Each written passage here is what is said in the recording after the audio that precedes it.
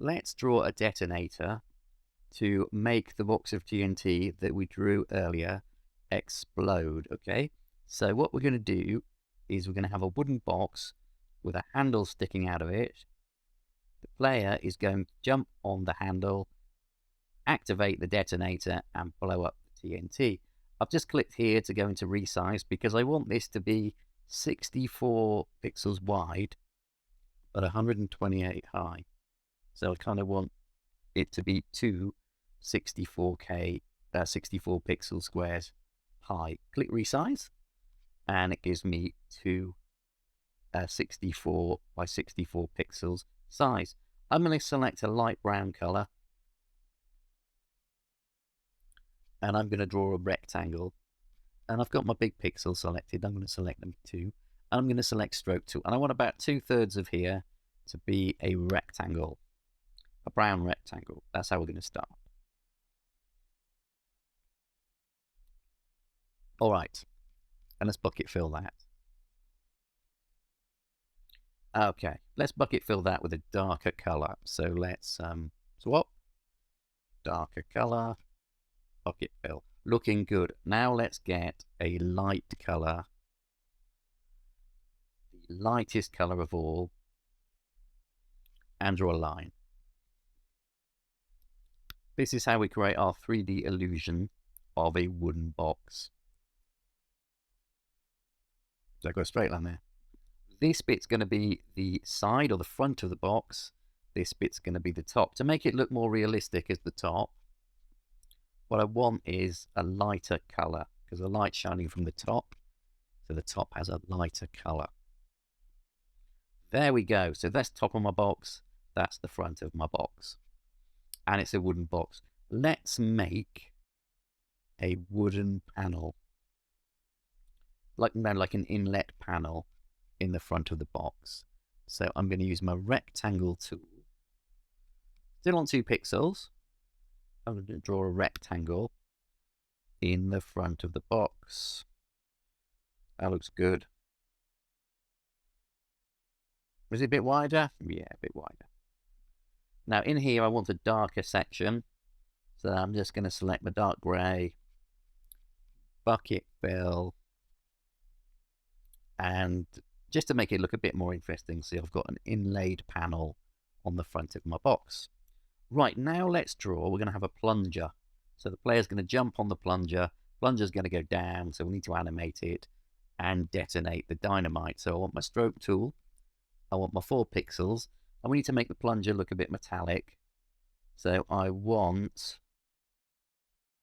maybe my second lightest shade of grey there. And I'm going to go mirror tool because I want to find the exact middle. So remember that trick. To find the exact middle, you click with your mirror tool. And if it gives you 1 pixel, you know you're exactly in the middle. So that's my 1 pixel there. Got my 4. I'm going to switch to stroke tool.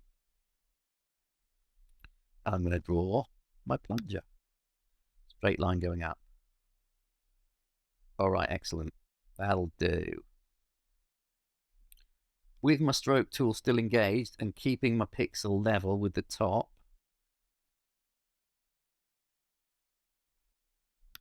draw the top section of the handle. Looks good. And now we'll select another brown. I wouldn't mind a sort of reddish colour brown for this. Perhaps that colour there. Let's make some leather handles for the plunger. Well, that's a bit too red. What about that colour? About that colour. That looks okay. But that's the same colour as the top, so I'm not doing that. Let's make them quite dark brown then.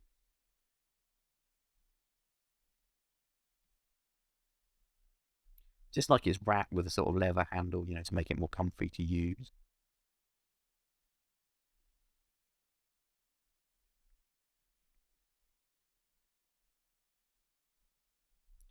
Let's do a little bit of shading to make this handle look a bit more metallic. What I'm going to do is select my lightest color grey and my line tool and my 2x2 pixel. I'm going to get my pixel in the middle of there. So to make it look more like a tube, to make it look more round, the bit that's nearer the front is going to be lighter. So that's how I'm achieving that. Okay. So that looks a little bit more like a tube, a little bit more 3D. I'm going to use the same trick for the top of this handle here. I'm going to make it look like the light is shining on the top of the metal. So I've got my line tool, and I'm just going to... In fact, I don't need my line tool. This might take me a bit longer. I'm just going to make some lighter pixels on the top. Might use the line tool for the middle bit.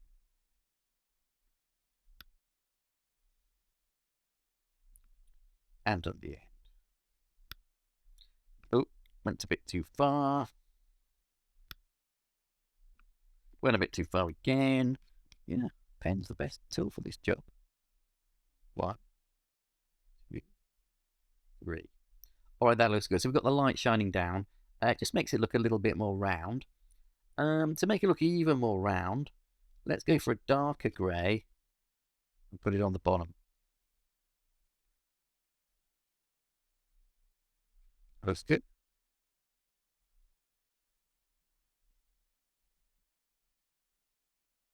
Yeah, line tool for this bit.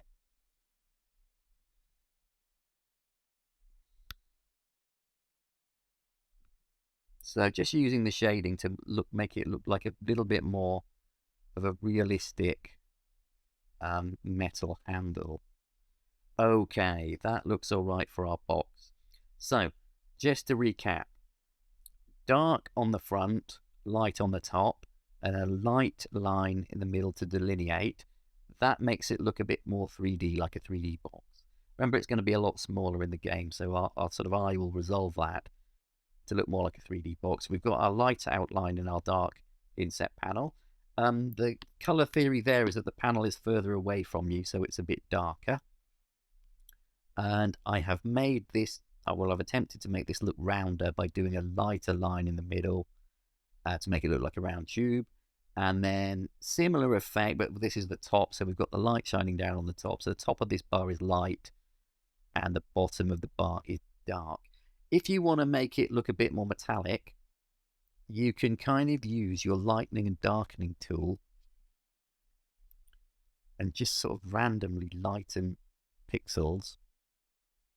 Makes it look a bit sort of chipped, a bit weathered, a bit like, you know, it's been used, like it's been well used over the years. Don't overdo it though. You can even do it on the leather. Make it look a bit more worn, weathered. And then, if you've lightened the ones on the top, I hold down Command and then I darken the ones on the bottom just to get that shading. Okay, but I'm not sure it really adds anything, but you can try that if you want. Okay, what we need to do now is animate. So our player is going to jump onto this handle, and the handle is going to go down and blow up the dynamite. So duplicate the frame. And this is quite, we've got to do this a few times. So if you think you can do it yourself, or if you've watched me do it a few times and then you think you can do it yourself, feel free to do it. So, but I am just going to work through it. So I delete using my 4-pixel size eraser the first section there. Then I select, click and drag. Try and get the selected area to match the bottom of the section you're dragging. You don't need to, but it makes it easier. Get the handle, get the hand, hold down Shift, drag it. All right, and then I just repeat the process. So if you think you can do it, you don't have to watch me, but I will just do it right till the end. Delete.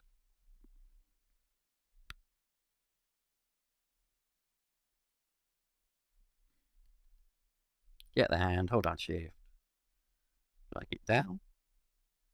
It's important in this stage that you drag it down and be careful not to drag it across. So you need to watch out for that a little bit. Erase.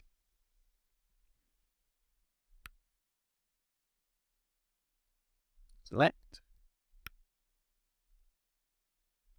Drag it down. Duplicate. Erase. Select. Drag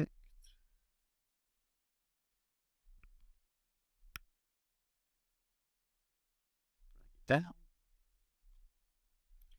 You do one more. Duplicate. Erase. Select. Down. Oh, went sideways. Let's have a look over here. That doesn't look too bad already. We'll slow down the animation in the game. I think I'll do one more. Feel free to stop here if you want, but I think I'll do one more. Erase. Select.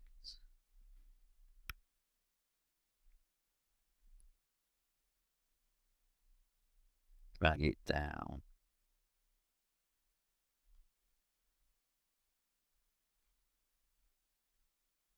Did I forget to duplicate then? I think I did. So I'm going to duplicate that and do one more with it just going down one.